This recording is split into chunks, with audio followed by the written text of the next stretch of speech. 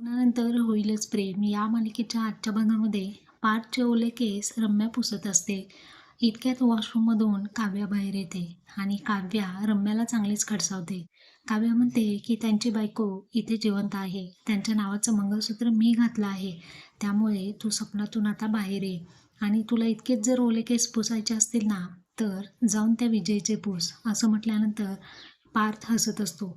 इकडे आर्या सुद्धा पावसामध्ये भिजलेली असते. जेव्हा नंदिनी टिफिन घेऊन येतात, तर आर्यासाठी नंदिनी टॉवेल आणायला जाते. इतक्यात जेव्हा तिथे असणाऱ्या स्टोलने तिचे ओले केस पुसू लागतो. आता नंदिनीने हे पाहिल्यानंतर हातात तो टॉवेल गळून पडतो. त्यानंतर या दोघांची मस्ती होते आणि आर्या नंदिनीला पुन्हा रागवते. नको नको ती बोलू लागते. पण जेव्हा म्हणतो, नंदिनी माझा अभिमान आहे. आज हा जीवा आहे तो फक्त नंदिनीमुळे आहे. तू नंदिनीला जर का हट केलं तर माझ्या इतका वाईट कोणी नसेल. जीवाने नंदिनीची बाजू घेऊन आर्याला